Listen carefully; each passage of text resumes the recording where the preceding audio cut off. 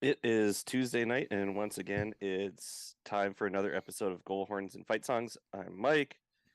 As always, with me is Wes. Kind of a interesting throw together episode, I guess, this week. Not a whole lot going on in the college world. We have AHL playoffs, we have NHL playoffs. NCHC guys, or guys that at least went to current NCHC schools, still playing in the playoffs. So we're going to talk a bit about that.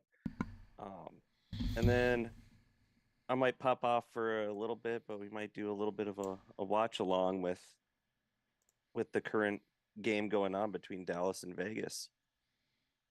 Yeah, no, sounds like a good plan. Vegas is taking the early lead here through the first period. They're in intermission right now. Just looking over the current rosters to remember who's where in the AHL. Former Bulldog not having a lot of success tonight as Rochester's up 4-0 on Hershey. And Shep started that game. Well, it's fine. Like I said before we got on here, you can't be perfect every night, unlike or contrary to what Minnesota Wild fans believe, because they think every goalie should stop every shot, every game. And that's all I'm gonna say about that, because for this state of hockey, we have some idiot fans. I mean, but that's the job of the goalie though. To stop everyone always. Well, that's the plan at least. But is it reality? Nope. No, not at all. Yeah, so let's see who else we got going in that game for NCHC guys. I know Hershey also has Ethan Frank, who's got Yeah, one shot on the night, and I believe they have another player. Where'd he go? Where'd he go? I think he went. I want to say he went to. I couldn't remember if it was UND or UMD, but Shane Gersich also with Hershey, I believe. that would probably be North Dakota, because that name does not ring a bell for me I as far think as it being a is. Bulldog. I think it is. I don't know if Oh, he's so what playing is what tonight is though. Ethan doing? Isn't his job to score goals? Shouldn't he I be mean, scoring on every shot? he's got one shot on the game. So Yeah, well, he's supposed to score on every shot. looks like Gersich was a healthy scratch tonight. And Shep has been pulled from the game, playing 26 minutes and 33 seconds. He made it longer than Than Ottinger did, Odger that's for did. sure. Yeah. So there's a. He at least made it through a full period. Ottinger didn't even make it through half a period. Nope, sure didn't. But as we were talking about, just with this game, doesn't help when your captain decides to cross-check somebody in the jaw, like just in the head, as they're on the ice, and then get kicked out of the game. Uh, Vegas did score on the power play, but that was after they gave up a 2-on-1 shorthanded rush, and Aiden Hill made the stop. Yeah. I mean, the thing was that was such a stupid play by Ben, and maybe emotions getting to him. You're down early in game three. The way Vegas came back in game two, but still, I mean, you got to be aware of the situation and play the game the right way, and that's not the way to do it. And especially being a team captain. Um, I think we've seen it within within the NCHC. The team captains, they lead by example of how to play the game. They might not necessarily be the highest scoring, which I kind of think you see a lot in the NHL, where the best player just becomes the captain because it's a superstar and it's the allure of things. But I know I think it was Nick Swaney. He was like a third or fourth liner on a national championship team, and he was our team captain for UMD. And that's one thing that bugs me a little bit about the NHL is it's Ovi's a captain, McDavid's a captain, McKinnon's a captain, Crosby. I'm a little bit surprised Kane wasn't the captain in Chicago just because of the name, but Taves actually fit more of that bill. And a lot of the times you get these guys that they're just the superstars, and they're like, well, you're the superstar, you get the C, so everybody can be happy. Um, but at the same time, I they do vote on it in the room, so I'm just looking at it from the outside and the perception that it is as a fan versus what's in the locker room because I'm far from an NHL player and I don't know what goes on in those rooms. So I mean, it, you can make the argument that yeah, it goes to superstars, but at the same time, like you can make the argument that the reason they're superstars is because they put in the extra work and they do the small things to get better every day, and that's what you really want. A captain is the guy who's there to push teammates and do the small stuff and lead by example. So maybe the results on the ice are just the manifestation of doing all the right things behind the scenes and being the type of leader you want to be. Because I mean, that's kind of how it was at Western. Like our team captain this year was Jason Poland. He also happened to be the guy who scored the most goals. But if you look at like the last 2 years, anytime his name was brought up, coaches were just like, he's the perfect player. He plays the game the right way. He defends in the defensive zone. He's looking to get in front of the goaltender in the offensive zone. He makes the right plays and ended up with 30 goals this year because of it. So it's hard to say that just because they're the superstars is why they're the C. Maybe they're the C for the same reasons they're superstars. and I don't disagree with that. And I'm not saying it's for every team. You look at Nashville a few years ago after Shea Weber was dealt, Mike Fisher became the captain or Mr. Carrie Underwood. I had no idea who the guy was, but he worked hard and did things the right way. Mikko Koivu worked hard, did the right things the right way. I think it's when people are the youngest captain ever, one of the youngest captains ever. Hell, Chicago's probably going to give Bedard the C, you know, within 2 years. But then again, I don't know who they have on there. And yes, he's worked hard. Yes, they have that work ethic. But sometimes it just the optics of things they look a little weird to me, even though, like I said, they vote on it. They want their captain to be somebody they can trust. Jared Spurgeon's the captain of the Minnesota Wild. No idea who the captain of the Detroit Red Wings is. Really? You really don't know? No, It's still Larkin. but yeah, I think it varies from team to team. It really does, and um, I think it's the best player. Now, whether or not that's an offensive guy or a defensive guy in the case of Spurgeon, I mean, it's usually either the face of the franchise or the best player, and sometimes those are the same guys, like an Ovechkin or a Crosby or a McDavid, and then sometimes they're or even Stamkos in Tampa. yep, Stamkos. Um, and then every once in a while you get the guys like Koivu kind of was the face of the franchise, but going back to Mike Fisher, nobody knew who the guy was. Wasn't like hang on. And I would make the argument for here in Minnesota, the best player is Kaprizov. He doesn't have a letter. Kaprizov is also the face of the franchise, but But you had a guy like we have Spurgeon already there.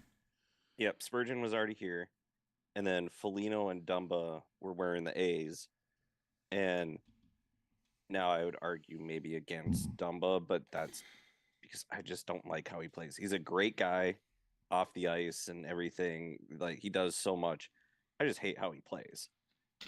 But he had a letter, and Foligno, third line energy guy, but plays the game the right way. He deserves the letter, and that's what they voted on. It's it's just an interesting thing to think about. I think. I mean, it's worth a thought. Like, it's not a bad thought. I'm And it, just playing devil's advocate. Like, I mean, like I said, I think a lot of the reason those guys are where they are is twofold.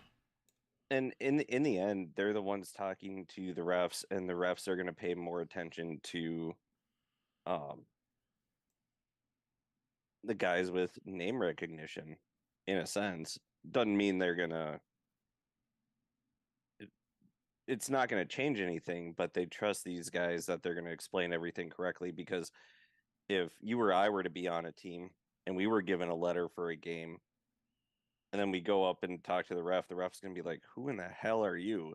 Versus a Sidney Crosby or Drew Doughty or somebody coming over and saying, "Hey, what's the deal here? Why did you do this? Why did you screw us?" They're going to be more open with them because they're like, well, we can't really make these guys as angry because it's a bad look for us. Yeah. Let's see. What else did we want to talk about while we wait for this stupid game to get back underway? We should look at who's in. What did we do? So Rochester has Pasalt, but he's not listed as playing in today's game.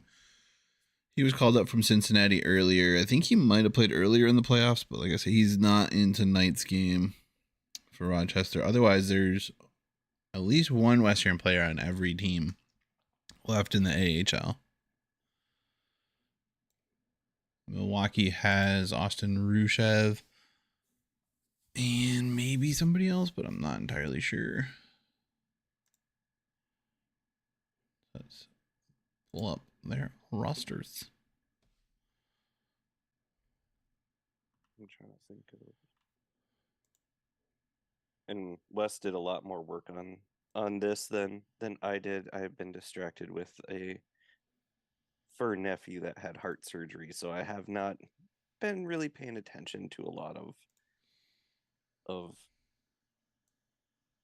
other playoffs other than the NHL.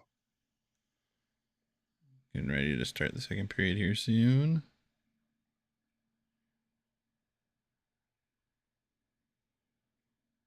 Michael McCarron's now with the Milwaukee Admirals. He was drafted by Montreal, was a commit to Western, but chose to take the contract and really hasn't much seen a lot of NHL times. Kind of struggled.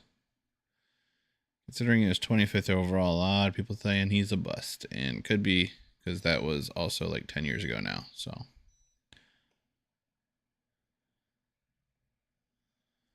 another Western tie there, sort of unofficially.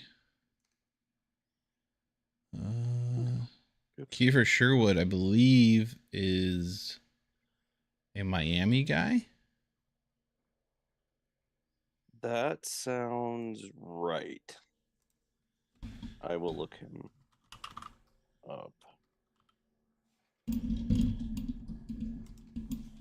Hit the old hockey DB. Yes, Miami. 3 years at Miami, 2015 Miami to 2018. And I pulled that off the top of my head. Look at me. Well, he was enough of an impact player for Miami where the way they've been going the last, I don't know, well, obviously 5 years because he was there. They usually have one or two guys that their name sticks in your mind, and the rest of them just kind of go. I think it's just because I've looked them up before.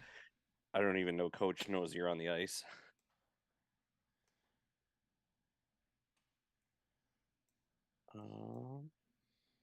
Let's see. Nobody else stands out as being a name that I recognize or know from the NCHC. I was looking at Coachella Valley, and they were not. I believe they have Matt Tennyson, who's a former Bronco before the NCHC.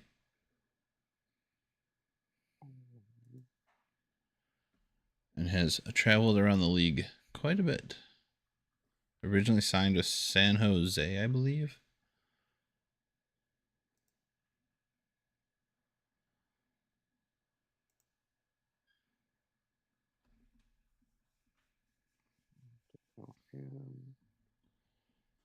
I guess I bounced around quite a bit, but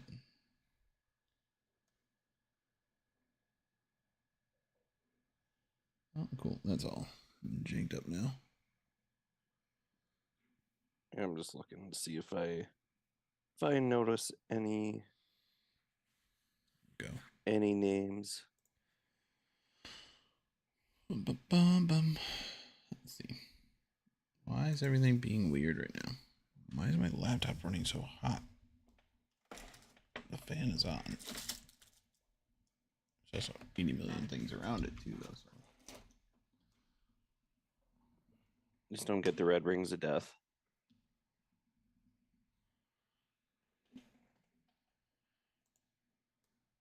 Asking it to do a whole lot at the moment makes sense that it would be rather angry at me. Stop it. Stop it. Get out of the... Oh my god, your website is set up so terribly. Thank you. What, the AHL website? No, the Coachella one. Jesus. Yeah, Oh. Matt Tennyson.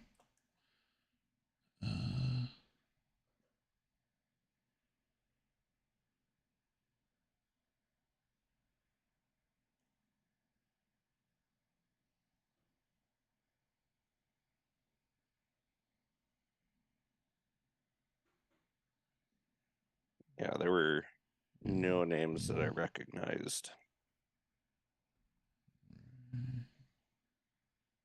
Well, actually, I did recognize one for Coachella, but that was because he played uh part of some years with the Wild, Gustav Olofsson.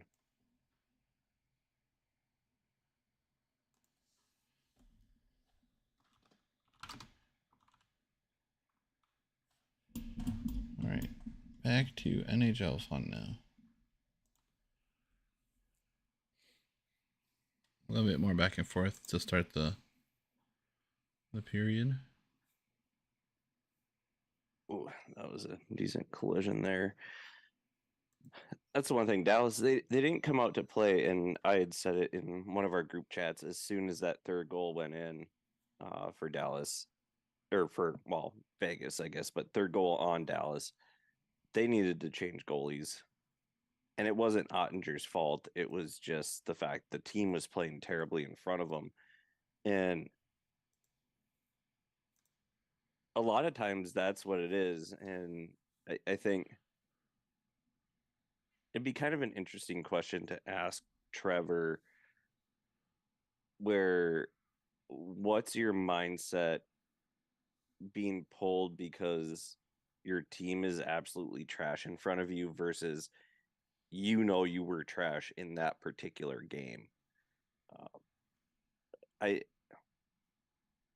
because I can't imagine it being easy being pulled no matter what, even if it nothing's your fault, because like we talked about at the start, you want to stop every shot, and that's obviously your goal, but sometimes you can't, especially if the chances are just so good. How do you take it versus knowing that you gave up 3 easy goals that you should have had? Or even being the backup coming in too. Like, Mm-hmm. I'm sure Trevor's been in both of those situations. Maybe there's Yeah, just I think, no pressure as the backup coming in because you already know, well, the team already sucks tonight, so I can't really make it any worse. and that's actually something they brought up in uh Dallas's matchup against Seattle when Ottinger got pulled. It was, well, Wedgwood, he's Well, coming in. He ref doesn't just want ate any. it and then ate a puck. Hmm? The ref just biffed it and then got hit with the puck. Oh yeah, I'm a little, I'm a little ahead of you then. But Oh, damn when it. Hang Wedgwood on. came in, it was All right. he had no pressure. Team was already getting their ass kicked. Doesn't If he gives up one, great. But his goal is to try and keep the team in it, see if they can get back into the game. He still has no pressure. And the nice part about them pulling Ottinger early enough is Wedgwood was still probably fairly warm from warm ups. He didn't really have to do a whole lot to get into the game because it was only, what, 7 minutes 7 in or minutes something in. like Yeah. that.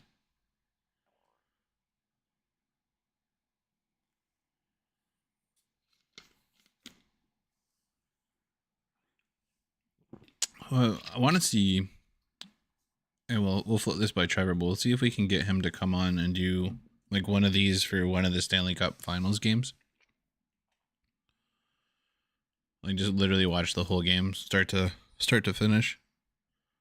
Yeah, I think that would be really interesting. And then different questions that pop up during the game, um, we can ask him about and get his genuine reaction for what he thinks happens. I mean, they allow PK Subban to be an analyst in between, so I think Trevor is going to be a little bit better.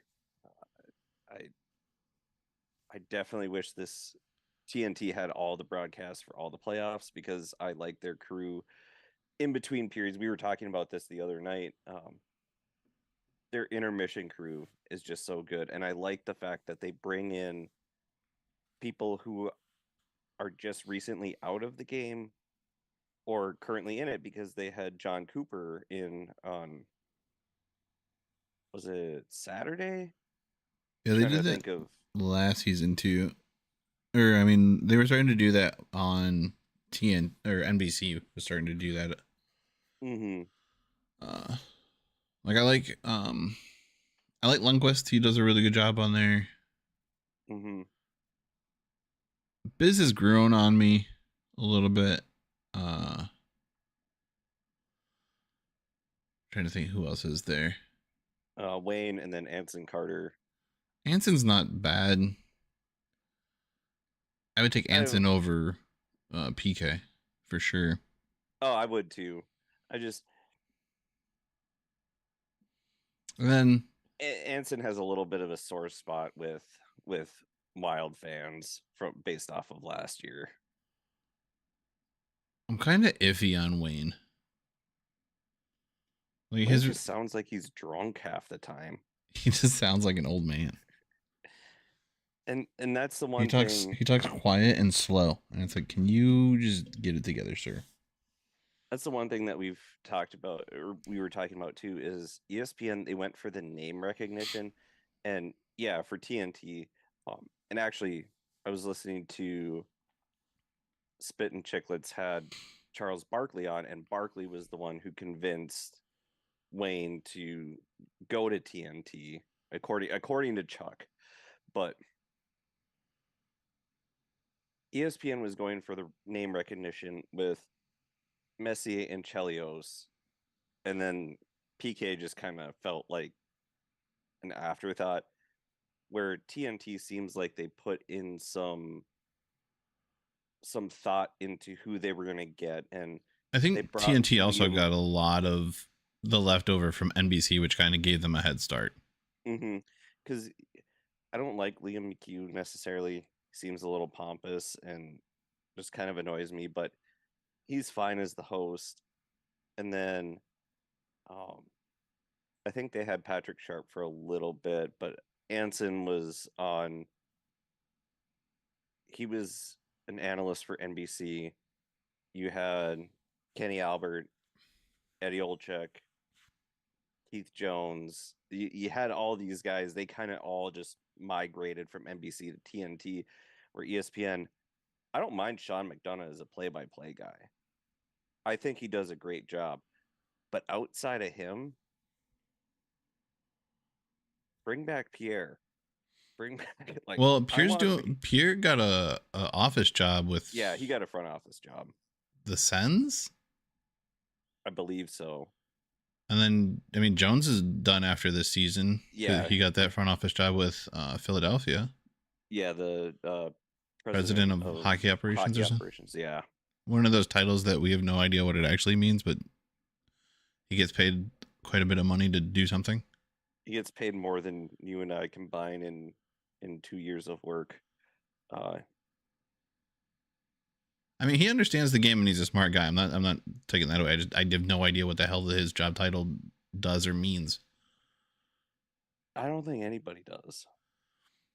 Like I think he's responsible for hiring the GM and the coach, which I doubt. I mean, they're not going to switch from Tortorella anytime soon. And then I think they just changed. I think they're changing GMs though. Maybe. because they just fired Fletcher because Chuck Yeah. Fletcher was the GM. So Jones might be the one responsible for looking for a new GM.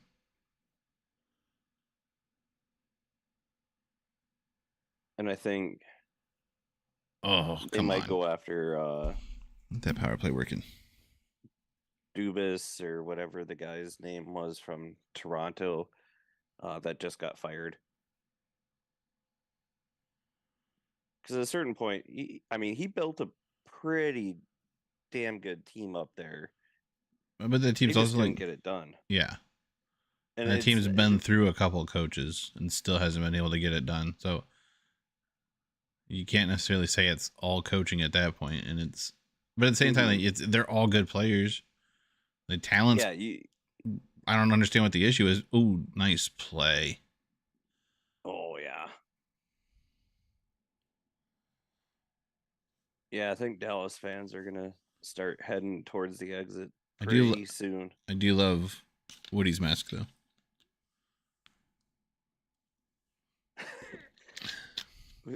I think that was Haskinen just dropped an F bomb. You could just read Well, read I it. mean, he was the one in the box, but Wedgwood has the best mask in hockey right now. What was Hockenpot doing? He literally like pushed pushed him into the path of the shot. I Oh, absolute bullet.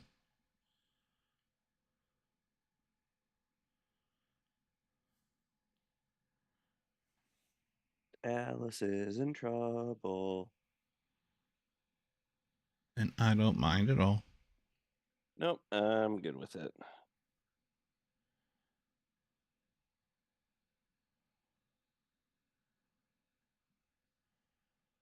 I mean, I don't know that Dallas is going to come back and win the series if they lose this game, but they might win game 4 because they kind of stormed back really hard against Seattle when Seattle put that whooping on them, too. Yeah, I don't think this is going to be a sweep. Um, in all honesty, I'm kind of surprised that the Florida Carolina series is 3-0 just just because of how close the games are. Well, every single one of those has been a battle. I've loved every second of that series. That I knew it going in, and that series has been absolutely phenomenal. And the thing with this series is it's just been neither team has been able to close it out.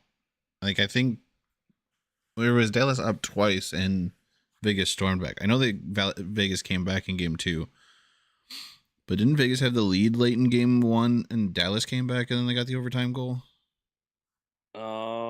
I'm trying to remember. I believe so.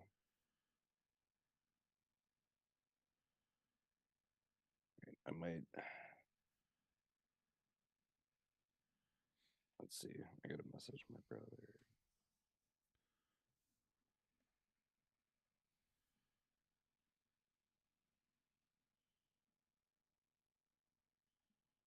Oh, goalie's getting a little active before the puck's at him. Oh, that was almost a good pass, but good breakup by Dallas there. Ooh,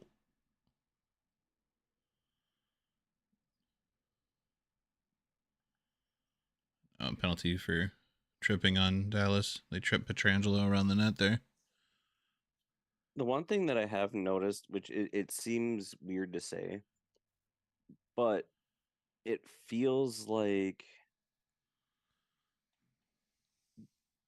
this series, the play has been slower than it has been in the Florida Carolina series.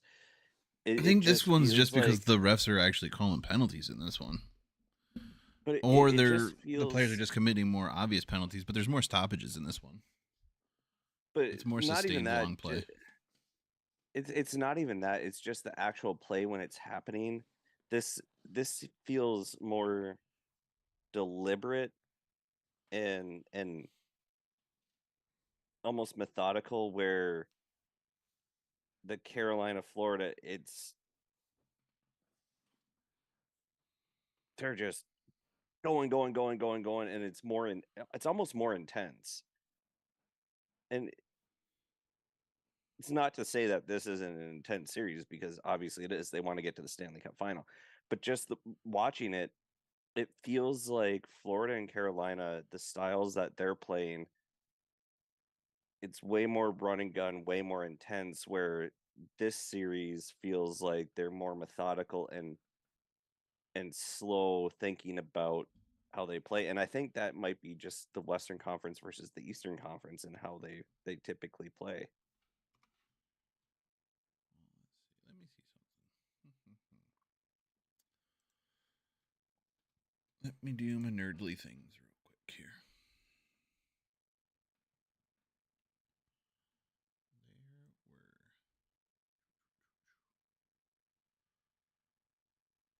There were a total of 5 penalties called yesterday.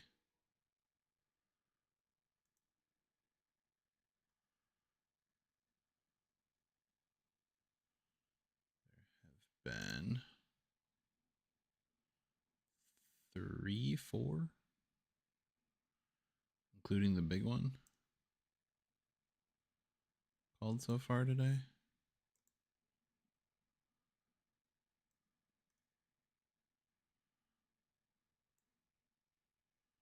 Hmm.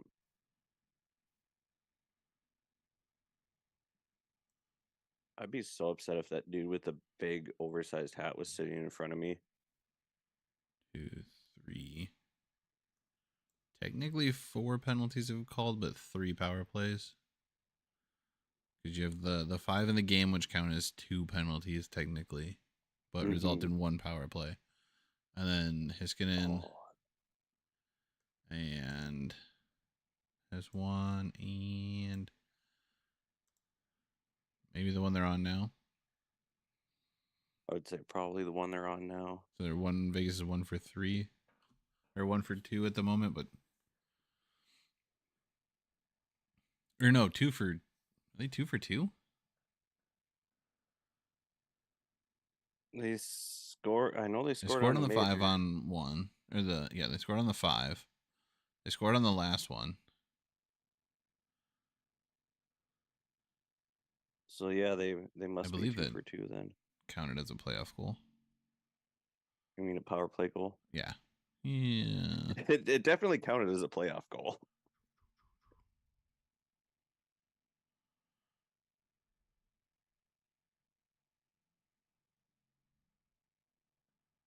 Oh, maybe not. Maybe it was right as it expired.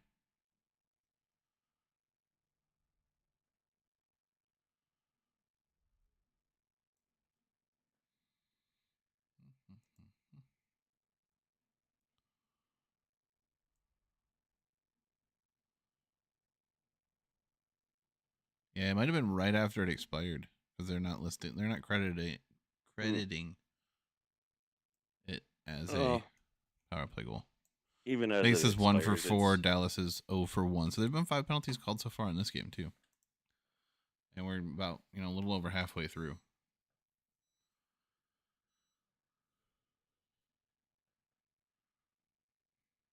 But again, I don't know. I think it's more that just the refs can play a role in it too, though. And there have been a lot yeah. fewer. There have been a lot longer stretches without whistles in the Carolina Florida series. And they definitely can, and that may be part of what I'm seeing. It just Oh, seems Wedgwood got like tripped up and ended up in his own net. yeah, he scored on himself. But it just seems to me there's just a couple different styles of play. I mean, there's definitely different styles of play. Just Mm-hmm. pointing I that mean, out as another. between the two series. But right, I will. Let's see what happens here. Oh, good defense there by Oh, are they gonna Heiskanen. call that a trip? Oh, yep, they are. Dallas I is was gonna gonna go on the say power that play. that probably.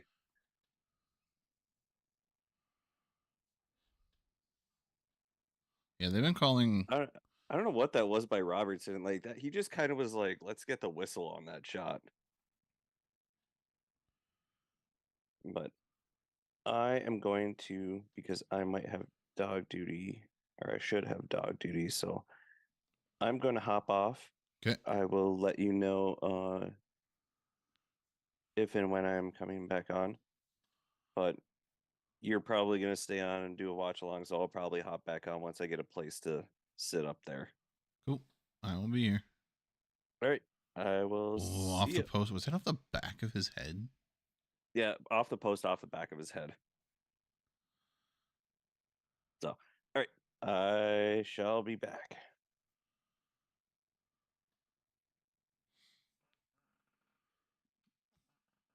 Do I have one? Oh, yep. I can go to this one. Nope, not that one. That one? Nope. I don't know. That's unfortunate.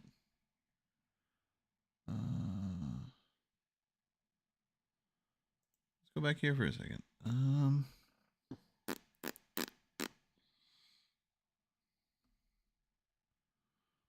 Do, do.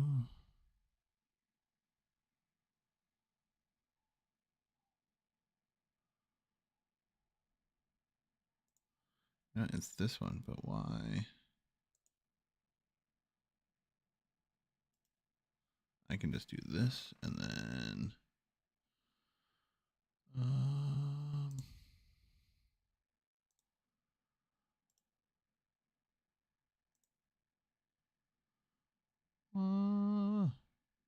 working on things.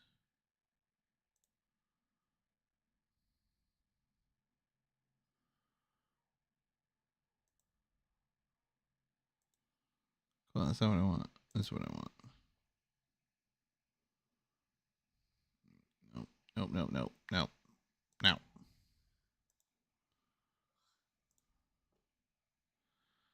Ah.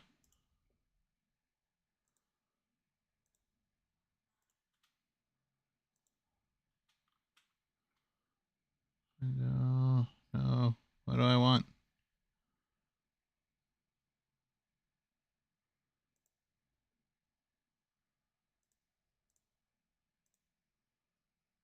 Is that what I want?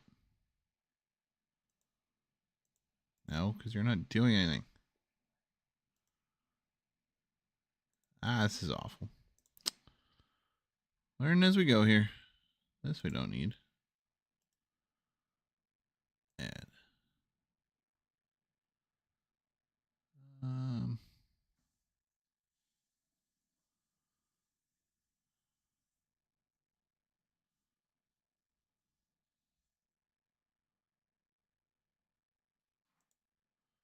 No, no. Let's go back to this. Let's go here. Nope. That. Okay. Whatever.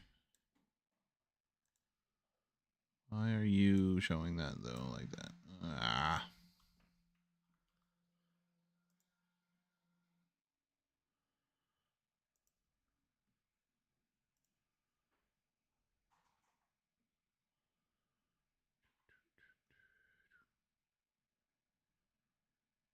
Hmm.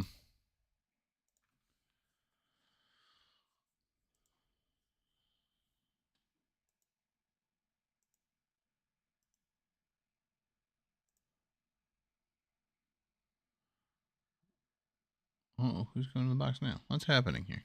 Everything's going wrong right now.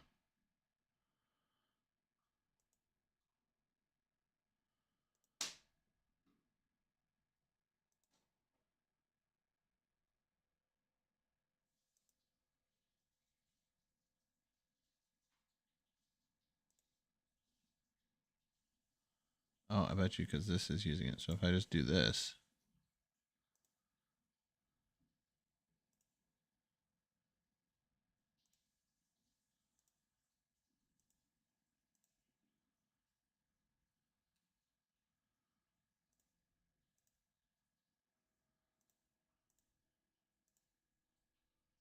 There we go.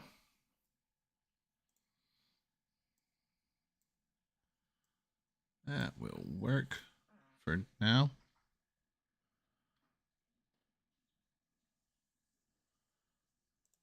Yeah, that'll be fine.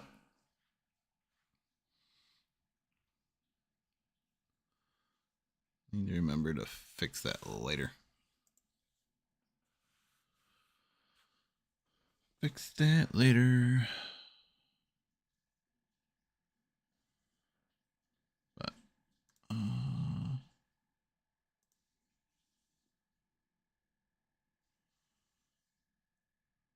oh, Rochester won. Game 1. Between Rochester and Hershey. I believe that's game 1.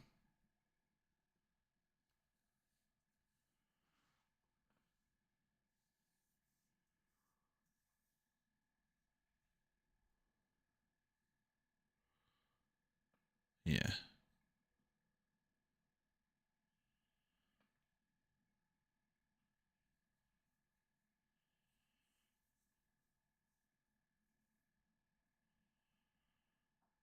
Yeah.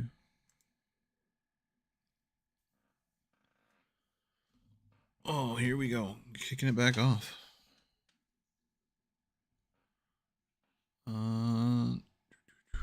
Dallas back in the penalty box. So Vegas get another opportunity on the power play here. I think what I want to do is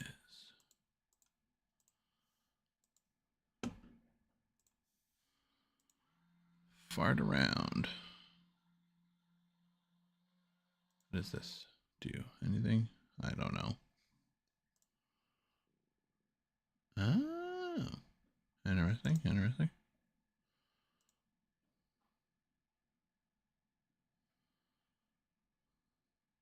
Oh, somebody get hit by the puck. I'm trying to throw people towels. Why did that do that? It should just be.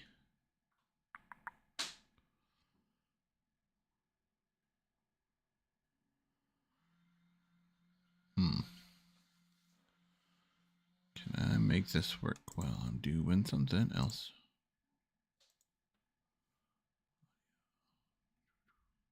Okay, so that's what it was supposed to be.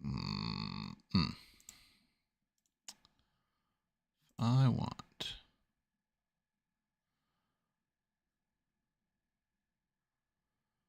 not display. It's this one.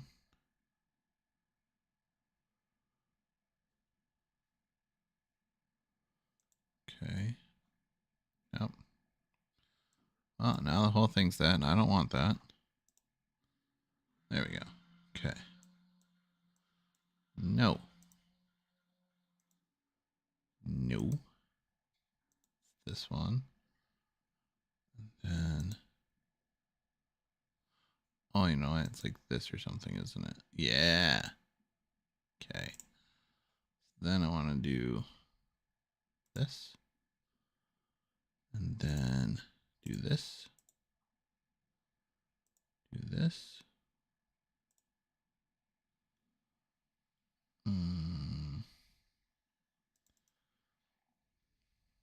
Move. Yes.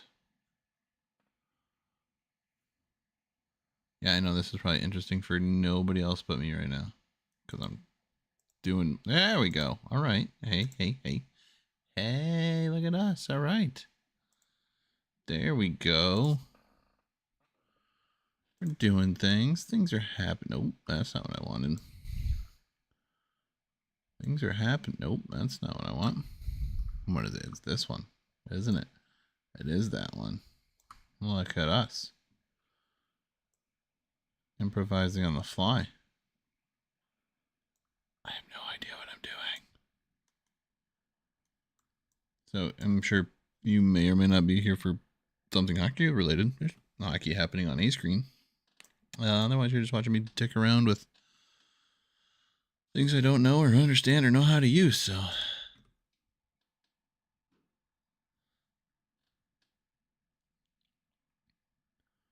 sorry about it. Okay, that's good enough. Get a little bigger. Boom. Hey, there. There we go. There we go. You know what else we can do? We can bring this back for a moment, and then we'll just do this. Properties. Nope. Click on that. Click on that.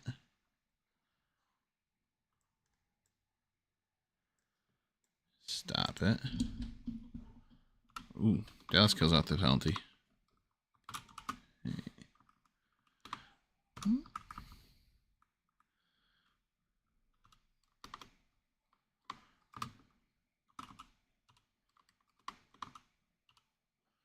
Boom.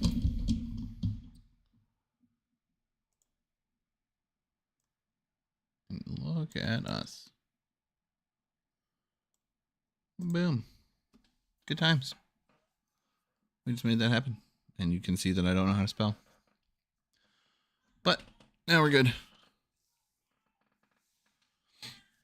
Watching some hockey, waiting for Michael to come back. Late in the second period. Vegas still at 4-0.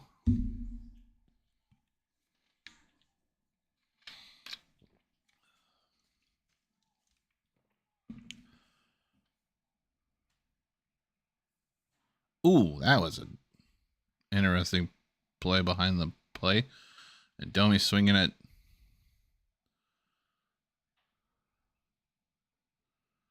somebody. Egg.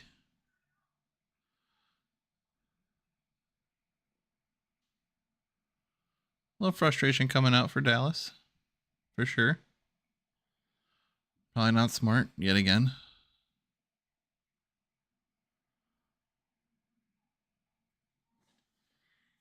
Where do you see them take one dumb penalty? Well, did they take another here?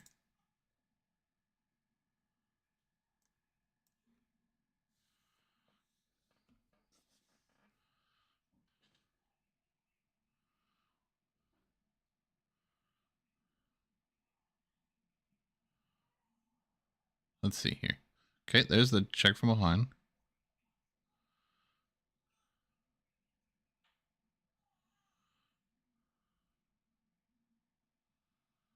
A double minor for Domi. Okay. Makes sense.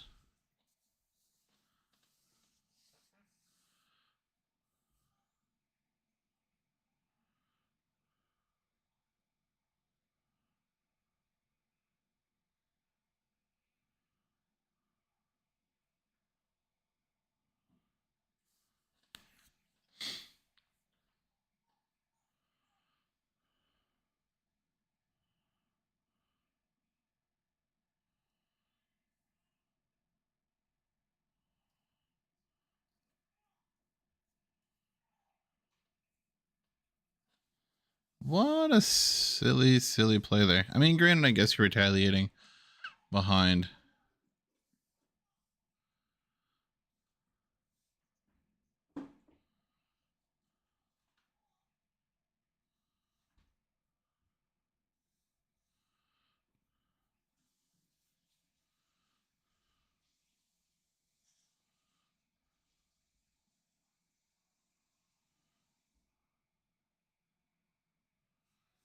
Yeah, what? I mean, yeah, what do they get on Haig? That's so it's going to be the double minor to Domi and one to Haig for apparently unsportsmanlike conduct.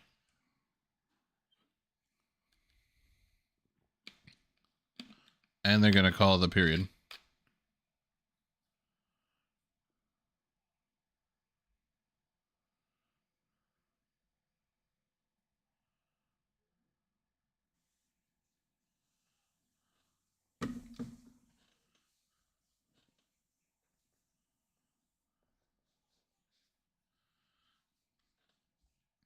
And because the fans are throwing stuff, they're ending the second period early.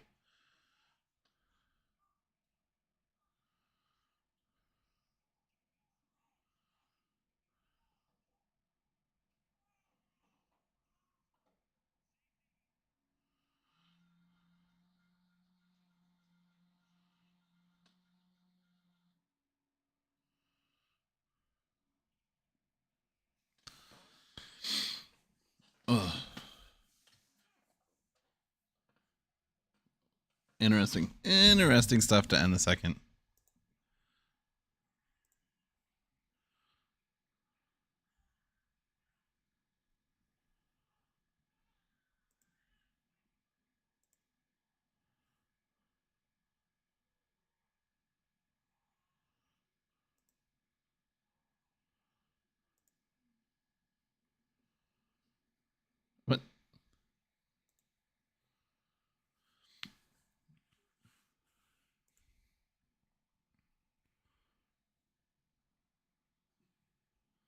That was just stupid play. Hey, there's a baby.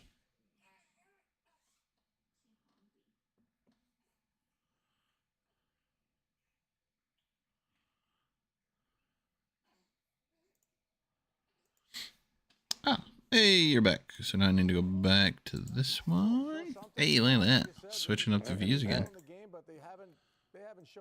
Dude, what stupidity there at the end of the second period.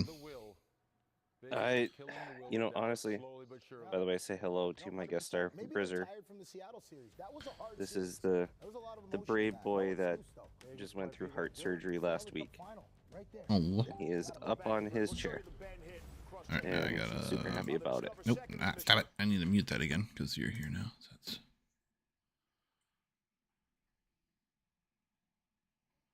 But yeah, I just said it before I hopped on here in our group chat. I don't know what the Dallas fans are doing other than proving why you shouldn't have hockey in the South. Like, I don't know what they're upset. Like, yeah, you're upset about your team on the ice. Just boo them off the ice. If you're upset at the refs, there's no reason to throw stuff. And there's nothing to be upset with them about. We No. just went after him. Well, there was the play on the other end that maybe they missed, but it looked like they just both collided and then they just kind of got up. There wasn't like that exaggerated holding in the other end of the ice that never gets called anyway. Yeah. So maybe they're upset about that, but I mean, most of that was just Domi being stupid, and somehow he still drags Haig into the penalty box for 2 minutes. So there's one offsetting, but it'll still be a power play for Vegas, I believe, because Domi got the double minor. Yeah, it just pure. I think he got actually. Did he get a double minor and a game? I believe he got a game for that one.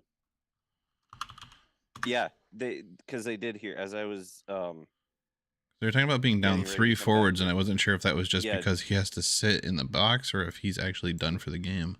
No, Domi got a game. Wait, did he get a game or just a misconduct? Unsportsmanlike conduct for Haig, which makes no sense at all. But it's just... So it's just a 2-minute... So Domi gets 14 minutes worth of penalties, a 10-minute game misconduct.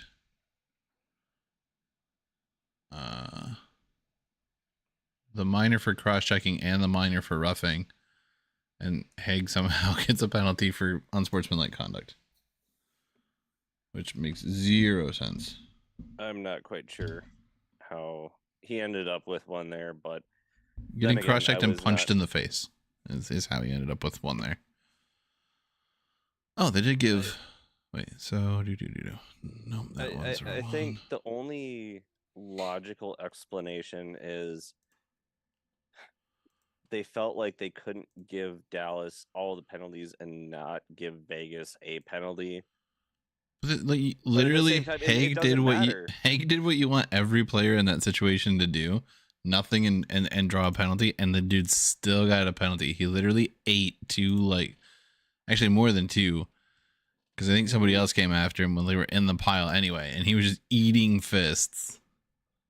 We were laughing as my brother was leaving for hockey. I told him about Ben getting ejected because he was taking a nap, and he's like, that just makes me think of our JV coach.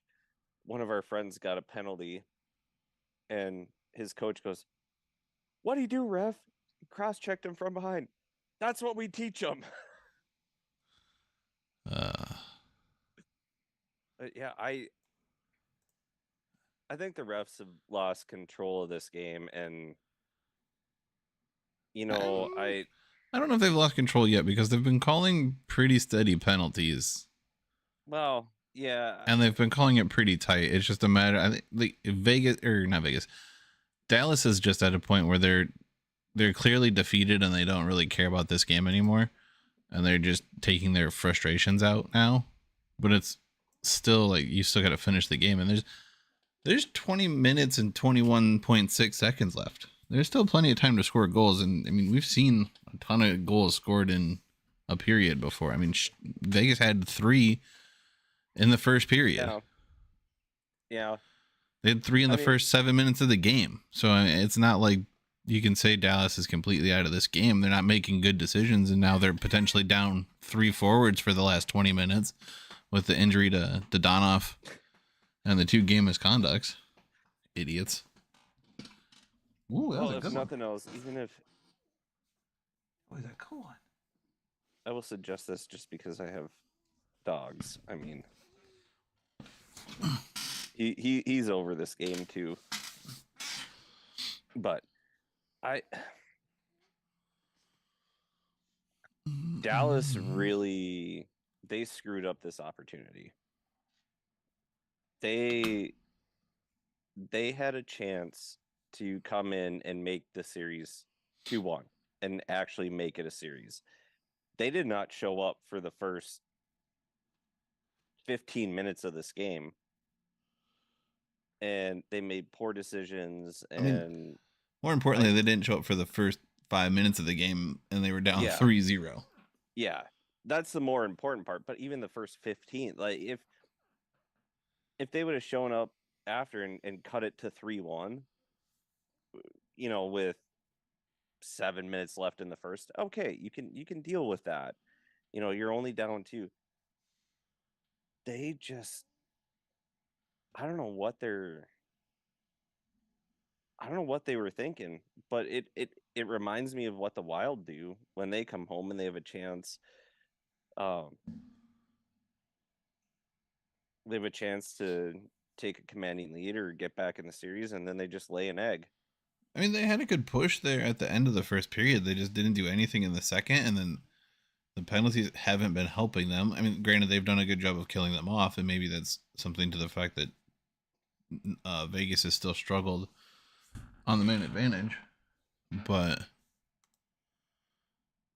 it's still a lot of poor decisions being made by the Dallas Stars, and they've been making them since the very beginning of the game, with the Yeah, captain cross-checking Stoner in the mouth. They just showed it again. I Oh,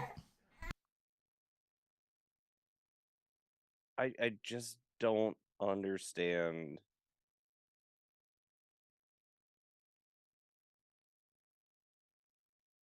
Dallas is a good team, and I don't understand, and so is Vegas. Obviously, they're here, but I don't understand how you can come out in the Western Conference Finals on your home ice and play so poorly. It just I all right. wouldn't have been good in this situation, and I will say that I'm not great under pressure. Like I never was, but oh, they're the fans are filing out. It is a work night, It is a Tuesday night. but these guys, that's how they get here. They thrive under the pressure. The Also, fact is the that irony they're missed? not able to perform, it kind of baffles me. I just find it entertaining that Dodonoff was the Vegas attempted to trade Dodonoff last year, right? Mm-hmm. And we're told no or whatever, and yet somehow Pete DeBoer ends up with Dodonoff on his current team after both having spent time in Vegas last year. You're snoring, dude. Probably. I've he's also probably upset because he can smell the other office dog, our VP of slobber, on my shirt. Because within the first 20 minutes of me being in the office, I had a 90-pound lap dog on top of me, and he was like, "Hey, I'm here." I'm like, "Okay." Um,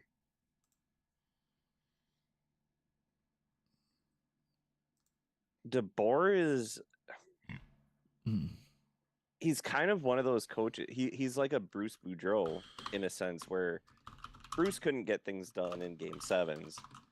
but he's still a very, very good coach. DeBoer is a very good coach, but I don't think he's never won a cup, and he can get right on the precipice of winning one, but he just can't quite do it. Yeah, no, I mean he got Vegas to the conference finals a couple times, but it's really more the fact that like Vegas And tried trading Dodonoff last year, couldn't. We're told no, and he mhm. got sent back to Vegas, and then DeBoer was fired by Vegas at the end of the year, and they both end up in Dallas. Well, and DeBoer also he got San Jose to the Stanley Cup Finals, but um, yeah, it's weird how some players follow people around, but it's like college. Like we were talking about, um, coaches know the players that they want on their team, and you figure out a way to get things done even in the pros, like college. When Hastings went from Mankato to Wisconsin, all those guys, it was just a mass exodus of players from Mankato. Uh, Coaches know the style that they want to play, and they know the players that fit that style. And Dodonov was one of those players that DeBoer really wanted. So he was like, "Do whatever you need to get this player." Was he though? I don't know. I don't know much about it. Oh, yeah, it's fine. I'm also just trying to kill time and figure out talking points, even though it might make zero sense what I'm saying. Probably. But that's normally what I say. I'm only half listening to you anyway. That's nothing new.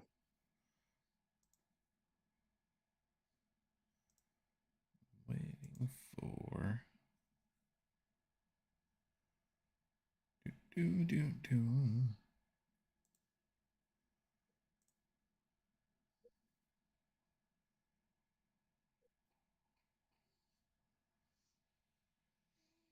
Well, ESPN might have just jinxed Vegas because they just showed they're 72-0 with when leading by 4+ goals. Was that Vegas or was that playoff teams or whatever? Like teams No, all just time. Vegas Oh, in their existence. it's a pretty good stat. And I would be I don't think PK's advice here really makes a lot of sense. They're clearly I don't know. trying to be abrasive, but all they're doing is ending up in the box because they're doing it at the worst possible time. It's like be I abrasive, finish your checks. Like, yeah, just do it within the confines of the rules, which are clearly not. I so what I was gonna say is there's a lot of people that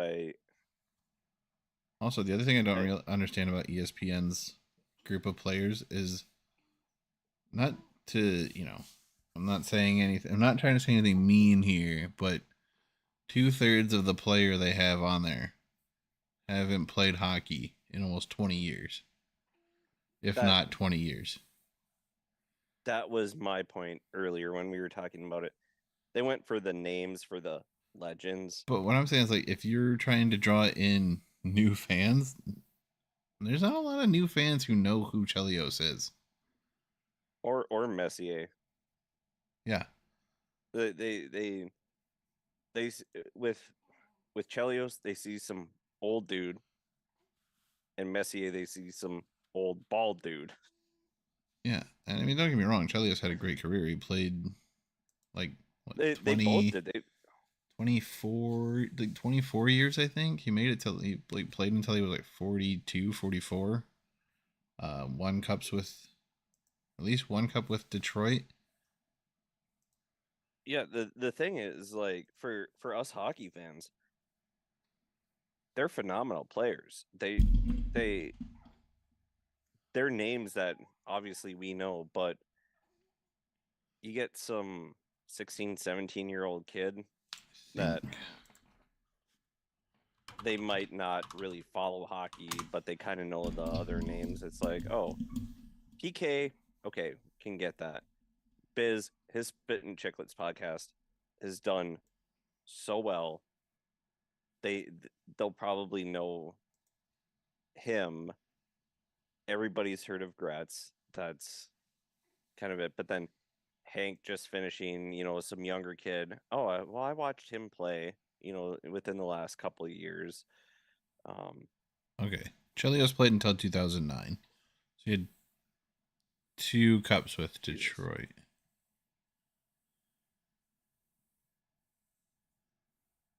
And then Messier, he had to have been early 2000s when he retired. 20. He played for 26 years. Messier or Chelios? Chelios. Jesus. From 84 to 2010. Played for God. Montreal, Chicago, and Detroit. And the majority was with Detroit, right? Uh, Montreal was 6 years, and then 90 to 99 with Chicago, and 99 to 2009 with Detroit. Okay, so basically Chicago and Detroit were even. Yeah. He's up there on like the list of like greatest American players. Mm-hmm. Oh, absolutely. But again, so he's been out of the game for 10, 12, 14 years still. 13 years. That's even, they If the you tough part is they're getting all these guys now, especially you look at football, um, like Tony Romo getting in the booth, Greg Olson, Tom Brady, um, Matt Ryan is now going to do it. You're getting all these current guys, but if that's what you want to go with, they're not going to have long careers because the game changes so much from year to year to year, and every 5 to 10 years, you need to have some turnover. Even with the NBA on TNT with Chuck, Shaq, and Kenny. Well, Shaq is the most recent player, and he's been out of the game for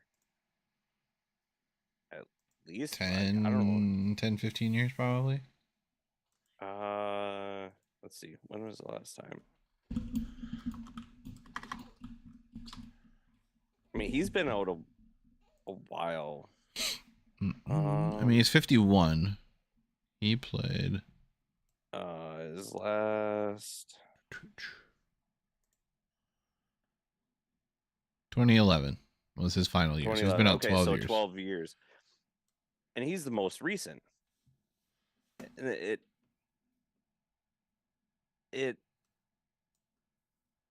I love watching them and But what they do. I enjoy it.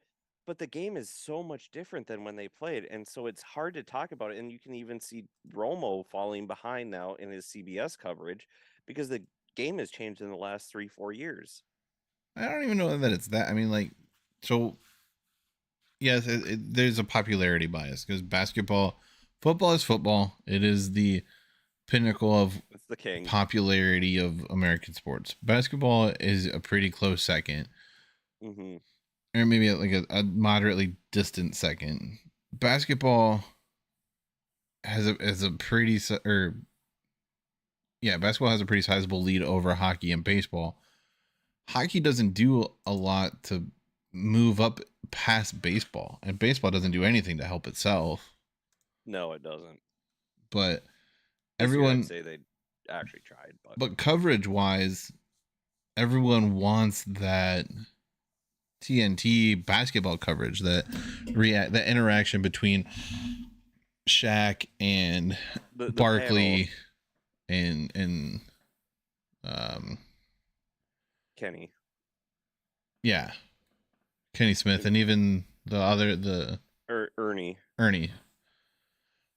But you can't just put people together and be like, oh, here, imitate this. Like they have to become their own thing. And I think the TNT hockey guys do that the best because of the personalities that are there. I don't know that Chelios, Messier, and PK are really the best combination of personalities. And I think that's the thing too. You have to have chemistry and you have to get the correct personalities, like you said, and they have to mesh. And I actually think TNT's better without Wayne there because he just He slows it down. he's not a personality. He's a name, but he's not a personality. And He just slows the conversation down. oh, come on, Dallas. They threw popcorn at Aiden Hill as he was coming out for the Well, end of of the course they did. second. Of course they did. But Like, you're an embarrassment. This is why hockey should not be in the South. you're just mad because they stole your team because the owner didn't want to be in Minnesota anymore. Let it go. It was over 20 years ago. All right. Were you even alive when that happened? Yeah, Barely. I was just like 3 or 4. Barely. No, barely is the fact that the last time a Minnesota team won a major sports championship, I was like 2 months old. Because I can't use the argument, just one in my lifetime. Well, you know what? I had my one and I don't remember. Okay, Domi's not done for the game. He just has to sit in the Oh, box for an he extra just 10 got the minutes. 10. Also, shouldn't 1, 2, 3, 4, 5. What the shouldn't? No, Vegas should have been on a power play. Oh, I guess They the should have been. 21 extra seconds are up. Oh, yeah, because they finished that period. Yeah. Because technically the penalties were at 21.6 left in the second, You so know they what would I have just expired. noticed? But no, they well, ESPN, yeah, never mind. So it did the period didn't start. I know it would have started 5-on-4, and it there started should 5-on-4 for the 21 seconds or whatever. well for the 2 minutes until whatever until those. Well, because they finished the second, so that would have been 5-on-4, and then But the two they would have been able to release the one serving the extra penalty for Domi because there was still the offsetting roughing and yeah, one so of the minors technically for they Domi. should be. So there should be. I don't know when the whistle blew because the whistle would have let everybody out of the box. So Domi should be the only one left in the box if there was a whistle after the 2 minutes the penalties had expired, And I believe he is. and I think he is too. I'm just noticing this.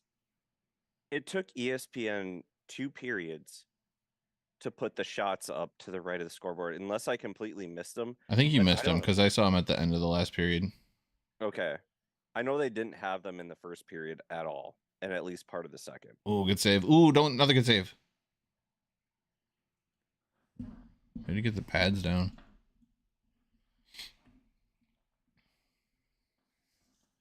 Yeah, we'll have to shoot Trev a message and see if he wants to do one through. We'll have to see the schedule for the finals. Which at this point, I mean, if things continue to go the way of the teams in the lead, could be as early as next week. I will say I am a fan of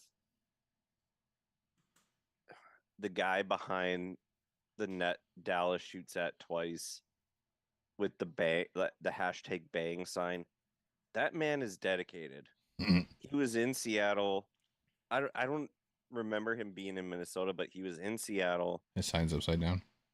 I well, he probably hammered about 15 shots in between periods just to get through the game. Ooh. But I admire his dedication, even though I think his sign is dumb, and I think his little shtick with the white suit is dumb. I give him credit for the uh the dedication to the bit. That's what it's all about.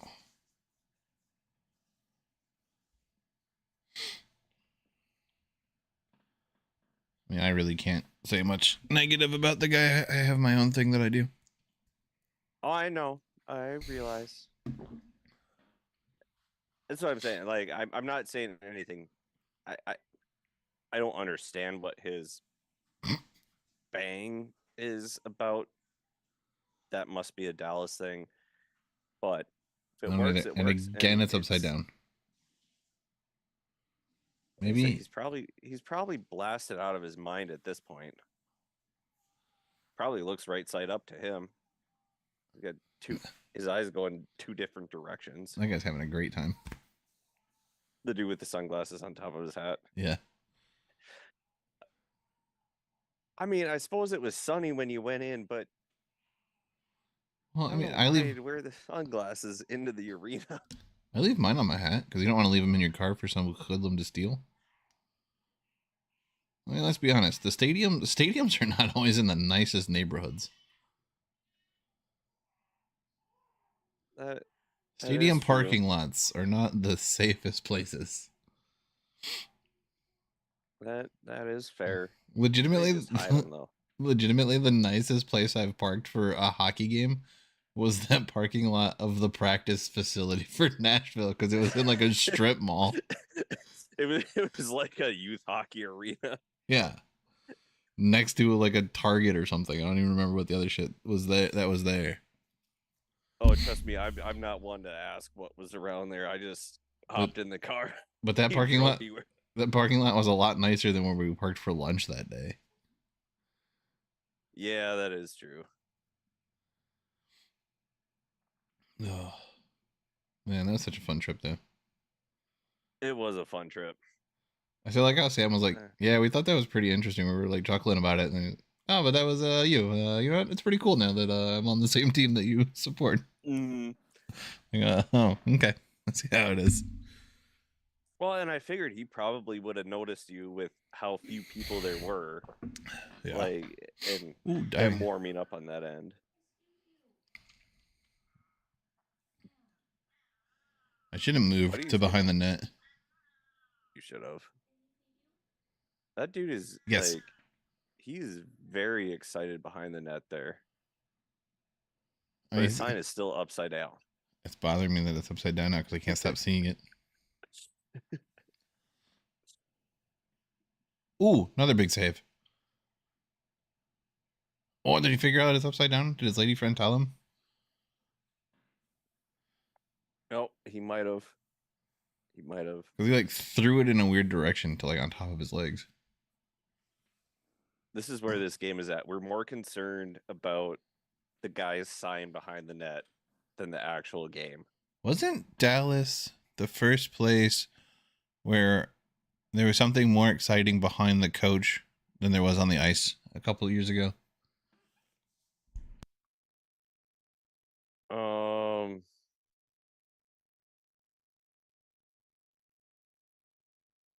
maybe. I know in Ottawa though, there was the dude that I can't remember his name, but that looked almost identical to their coach, Oh yeah, that was funny. who had like the walrus mustache. Yeah. No, there was the how do I phrase this appropriately? Um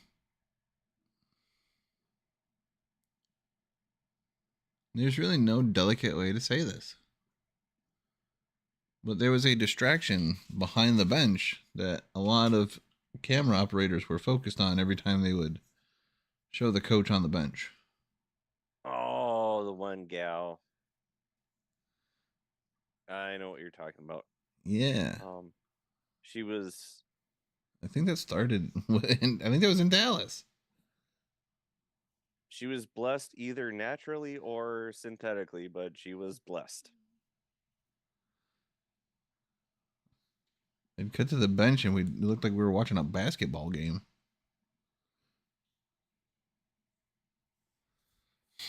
Guy was Oh, that's a cool dribbling. camera. I'm He, pretty sure that that one ice girl, because she keeps talking to Aiden Hill.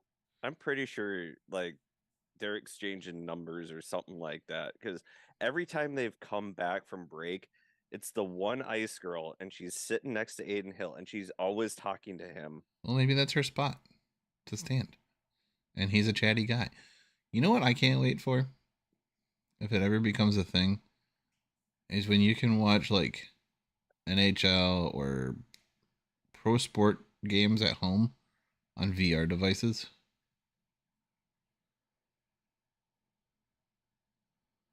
That Like might get dangerous for some people.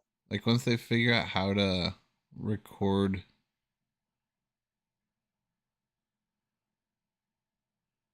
from a particular like seat or angle.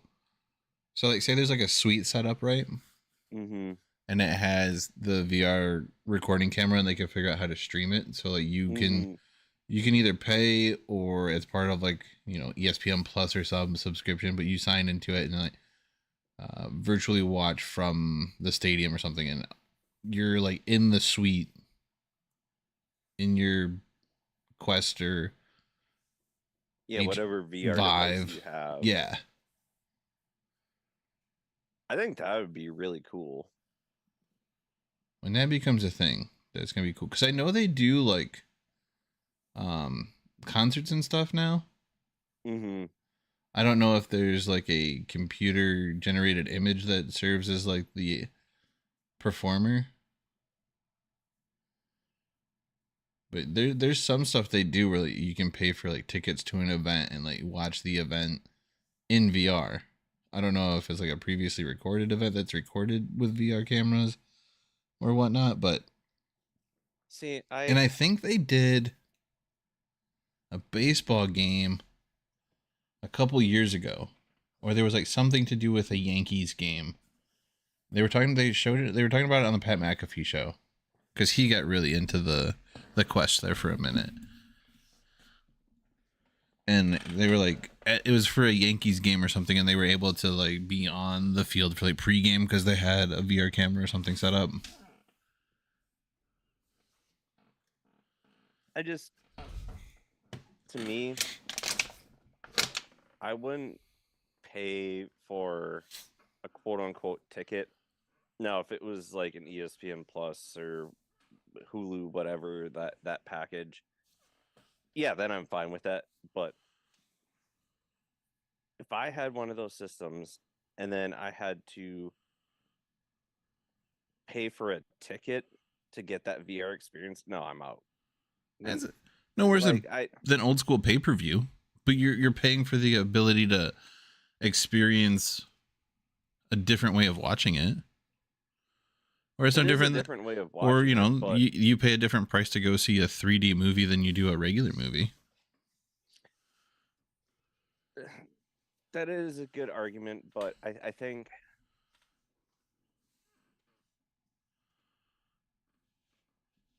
for me, I'd rather like I enjoy going to games, but if I'm watching games, I'd rather see the plays develop on TV if ESPN doesn't decide to do their behind the net camera angle for whatever dipshit that thought that was a good idea on power plays.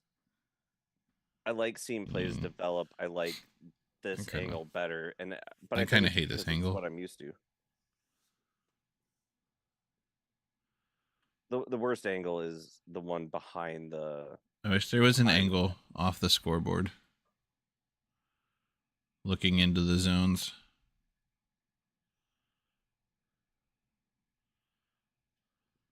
Like I don't mind that I, camera I, I don't if know if I. it's, but I want to see the whole zone too. Yeah, I. But I also play with zone on NHL the video game, so I want to be able to see the whole zone from behind like that.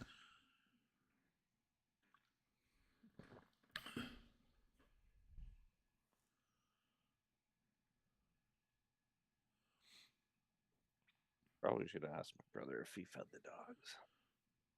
And with the VR thing, you can set it up to where like whoever else is on it, like you could chat with them and like talk with them and like almost like being in an actual suite. You're just at home instead of Yeah, I at the game. just for me, I think that's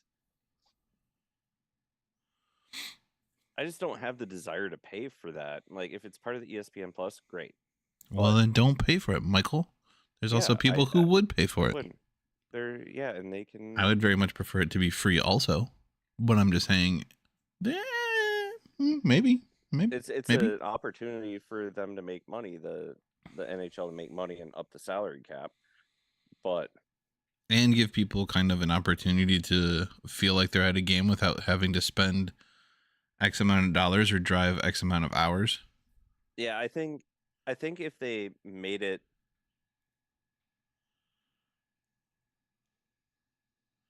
the You know, concern that I have is they're gonna start making it way too expensive for people in general. But if you make it affordable, like,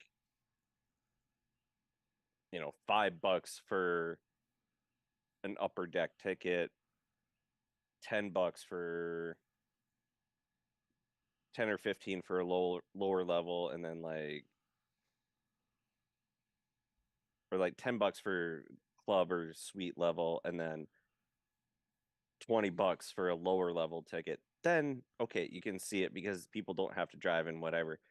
But I just see them doing it as like the price of the ticket that the team is selling, and I'm like, well, at that well, yeah, point, I no, that might would as be well just stupid. That it shouldn't yeah. be that, especially because you're gonna be like stuck with where you can actually put it to record it from. Like that's why I said like it would be like like a press suite or like somewhere where you can set up the equipment and consistently go from there. Because if you wanted to do Mhm. like, you're not going to take up a seat of somebody or like put this equipment that's going to block No, views no. of people. So like, if you're like a lower level thing, then it's either going to be like sometimes they have like that little bit of standing walking space at the top of the lower bowl. Hmm. Or maybe you would set it up there, or it would have to be like literally right on the glass in like one of those weird corners or like the Zamboni door, and it would be the worst possible view actually. And I'm thinking like even if you're doing like upper deck, it would be like By the back wall of the arena. well, you can either do it by the back wall or you can put it at like um problem is you have all these LED screens around, but they're usually lower. But you could put it like at the front where it's not obstructing anybody's view in front of the front row of the upper deck.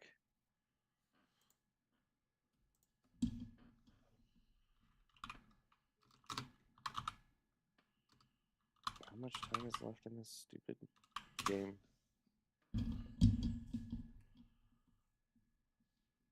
9:40.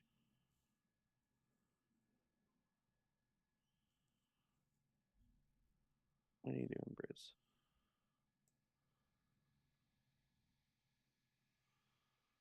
Do.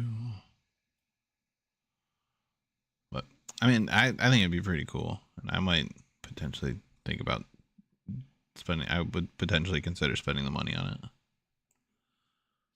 I think it kind of depends on the game, but at a certain point, I'd just rather, me personally, Because I mean, you could technically do it subscription. now, depending on the system you have. Because you can go into there's like theater apps where you can watch like TV shows and stuff with other people. So I'm sure like Oh, if oh.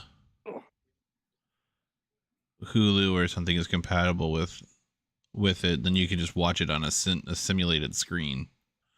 But it's more the idea of like getting the view from inside the arena that you don't get on the TV.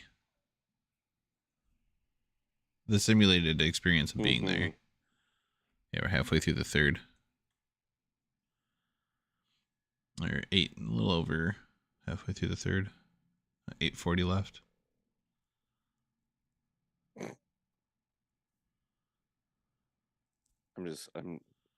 He loves the camera. The camera loves him. But we'll just throw this one under a watch along or whatever on the playlist, or throw it over there. Yeah, I think next commercial break, I'm gonna make some dinner because Make some I didn't poppin' know if we corn. were gonna go. I didn't know if we were gonna go live earlier or not. I still got some Polish left. I was kind of hoping to, but then I was helping put the baby to sleep.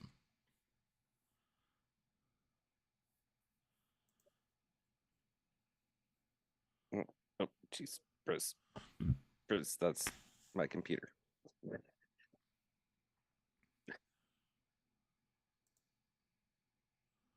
Well, not for the first 6 games, it won't, or whatever his suspension is. Who? Lions Twitter posted like that Goff JMO connection is going to be a problem this year. Like, not for the first like Oh, the a little bit of the season. Gambling suspension. Yeah.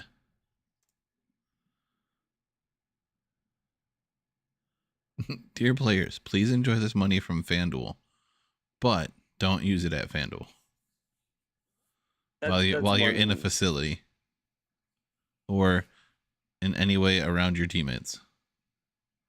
That's one thing that I've heard too, is like even on the radio, because they have one of our former linebackers. He goes, it's like, why are you making these deals if these players can't, like, all they have to say is don't bet on your sport.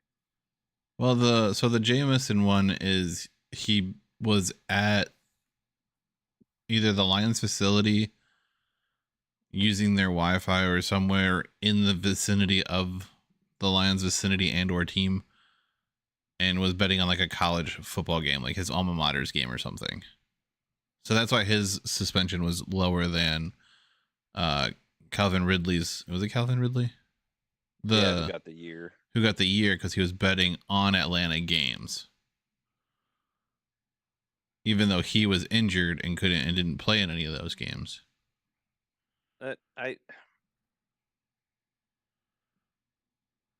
To me, if it's not your league, then who cares? Like, yeah, and college, they might get some, like, just but like literally look at the screen right now. The screen right now is New Amsterdam Vodka and DraftKings Sportsbook. Yeah, like it.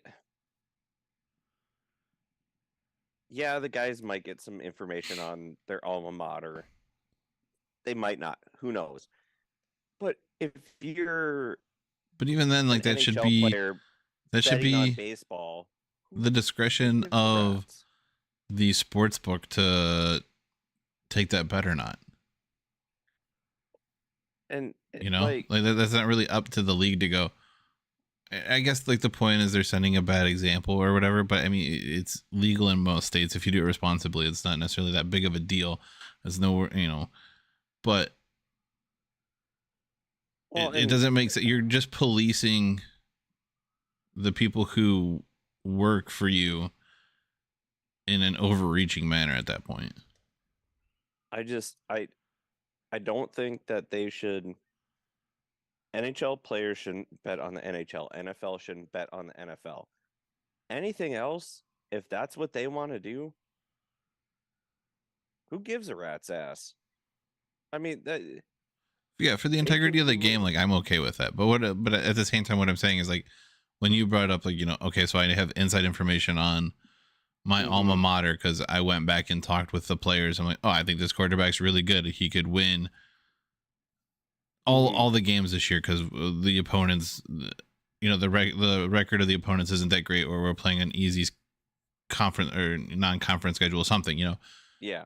At that point, it's whether or not the sports book who knows who I am and knows my name and potentially could look into whatever information they want to. It's up to them to be like, oh, we don't think this is a fair bet on our side, so we're not going to allow you to place the bet.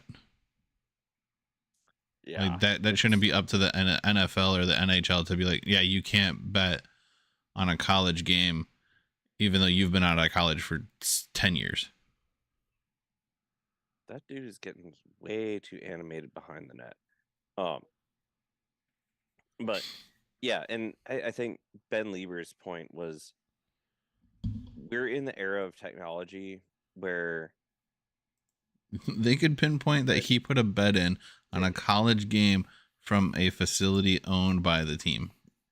And all they have to do is they just put blocks on the facility or something like that. Like, just block the app all the time with schools. They block. You can't. like in high school, even when we were in school, there I were mean, blocks on websites and whatever. You couldn't yeah, get to there. Like I can't, I all you can't, have to do is block it. I can't look at FanDuel on my phone if I'm connected to my work's Wi-Fi. The even that KFan radio station, they have blocks on gambling websites, and they're like, we're just trying to give odds for people that want to drive to Wisconsin or want to drive to Iowa because I, Minnesota screwed it up again, and we still can't bet on sports yeah, because they don't and know that's what a they're part doing. of. I mean, that's a part of every broadcast now. Oh, the Las Vegas odds say that Vegas is minus 350 to win this game after when they're leading after the third period, and Dallas is plus 280. And even if you don't bet, it's like you're watching the game, and it's like, okay, They update the who's odds throughout favored? the game. It's just a curiosity factor. Okay, who's favored? But I just meant Like, like literally the broadcast will update you on the odds. yeah, yeah. They will give you live odds on the game. I've And seen that it whole like 72-0 when leading after two 72-0 went up 4-0 after two periods or whatever. yeah, and it, And they probably did do like the current odds are plus whatever and minus whatever it yeah may have via been. DraftKings or Yeah. whatever. Like it's so dumb because like I know my dad would even ask before I even understood sports betting, like, oh, who was favored in that game? I'm like, I got no idea, but it's like, okay, just out of curiosity, okay, the favorite did win, or it should be a really good game according to the odds makers. It, Because I think they used to always give you the point spread, but now they actually give you the odds too. Like it hmm always used to be like, oh, yeah, Detroit at New England plus or minus 21. yeah, which, dear God, if, well, At one point, that could have very well have been a yeah, spread. yeah, exactly. But yeah, it was always the spread, and now it's just, they give you the money line too, and they give you more information, but it's not like it's anything new. Yeah. It's just kind of like, okay, you're picking Goff's with your at friends Goff's or at plus whatever. 250 to throw for 300 yards. hmm And like you can just use it with your friends. I don't know. I just don't. It's just the biggest hypocrisy of it being literally on the screen Yeah, right all now the it's all time DraftKings. because of the digital freaking advertisements that they now use instead of showing you the actual advertisements that those companies have paid for to be on the ice, and the only people who see them are at the actual Yeah, because rink. like I see NHL app, Jersey Mike's, I saw one DraftKings, but you see them like when they're not Yeah, actually in play. now it's all just DraftKings again. Yeah, The place emptied out quick. yeah. Did you see the in the last series there was, or was it the last series? It was either Seattle, Dallas, or Seattle, Colorado. There was I think it was Seattle, Colorado. So I think they were at Colorado, and there were two people sitting behind the benches wearing North Dakota jerseys. God, I did not see that, but wouldn't surprise me. I mean, former coach now coaching Seattle. Oh, good backhand, good save though. Dallas You is know out what? shooting Yeah, I Vegas. was just gonna say Vegas has scored. They're shooting at a 25% clip. 25% clip. Not bad. 1 for 4.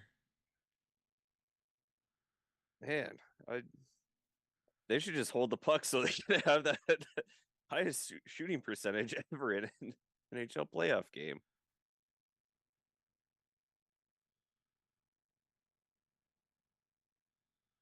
Much so. Oh, yeah, but if the next one goes in, that jumps that Yeah, it puts it up.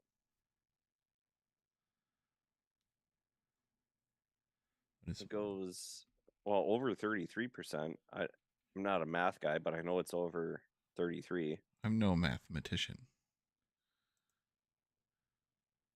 Not calendar, you dum dum. Learn to read. Calculator.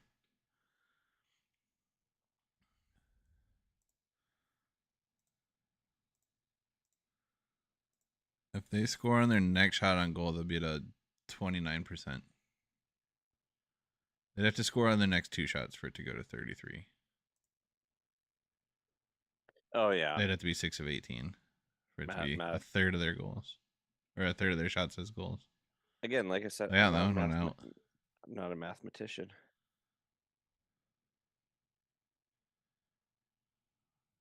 I'm no mathematician, but I can count to 21 if I take my pants off.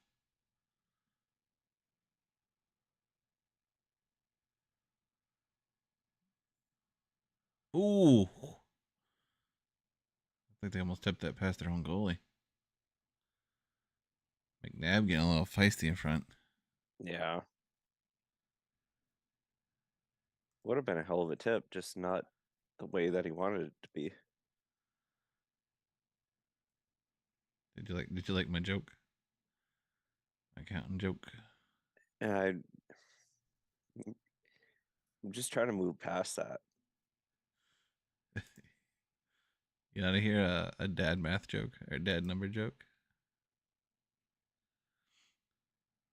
At this point, why not? What'd the 0 say to the 8? Hmm, I like your belt.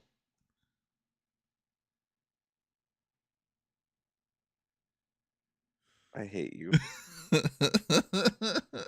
It's good, but I hate you. What did the 8 say to the infinity sign? Stand up. I'm sorry you fell over. That was close. Along the same lines.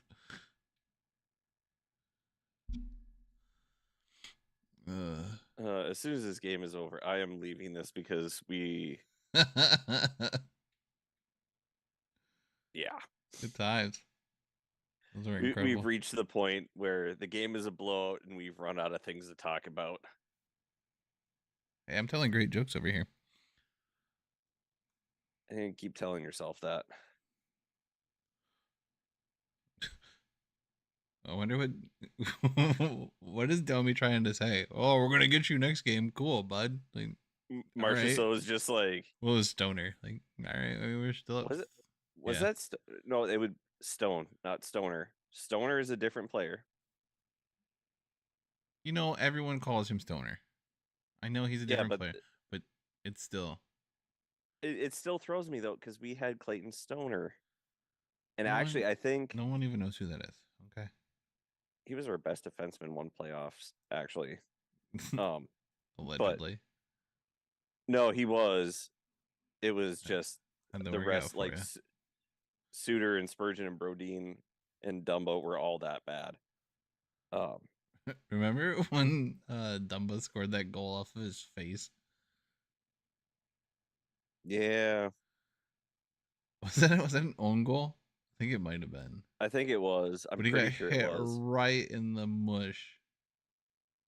But I was at a game. I think it.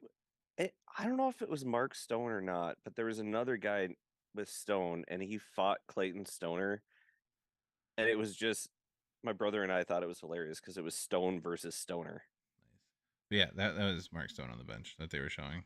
That after Oh, showing Domi.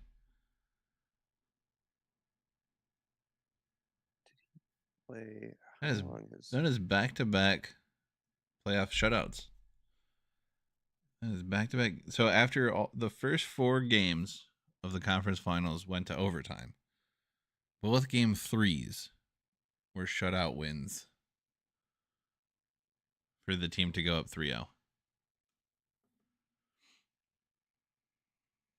Good stuff. Good Good stuff. stuff. Good I have to enough. look at this. 1 second. I could have made that for sure.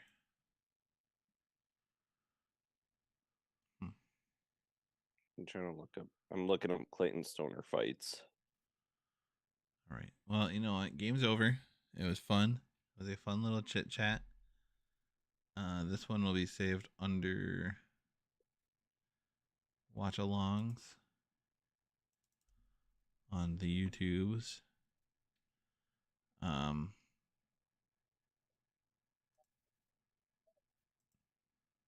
and we'll have to try and figure out a time to do this during the finals with extra friends.